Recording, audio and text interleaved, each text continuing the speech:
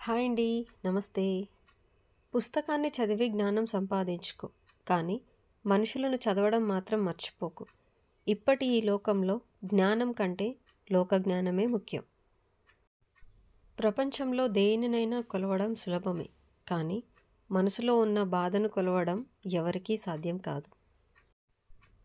తోటివారికి కష్టం వస్తే తేలిక చేసి మాట్లాడకండి. భవిష్యత్తులో మీరు అటువంటి కష్టానికి గురి కావచ్చని మర్చిపోకండి. ఎందుకంటే కాలానికి ఆ శక్తి ఉంది. సంతోషం నేర్పలేని ఎన్నో విషయాలను కన్నీళ్లు నేర్పిస్తాయి. గెలుపు నేర్పలేని ఎన్నో పాఠాలను ఓటమి నేర్పిస్తుంది.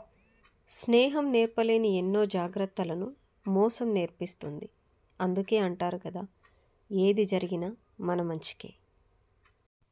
క్షమాపణ చెప్పడం అంటే తప్పు చేసినట్లు ఒప్పుకోవడం మాత్రమే కాకపోవచ్చు.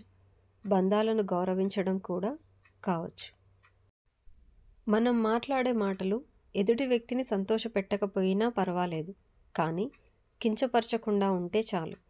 ఎవరి ఆలోచనలు వాళ్ళవి, ఎవరి విలువ వాళ్ళది, ఎవరి స్థాయి వాళ్ళకు ఉంటుంది కదా. థ్యాంక్ యూ ఫర్ వాచింగ్ అండి. ఈ వీడియో మీకు నచ్చినట్లయితే ప్లీజ్ అండి like and subscribe. Thank you.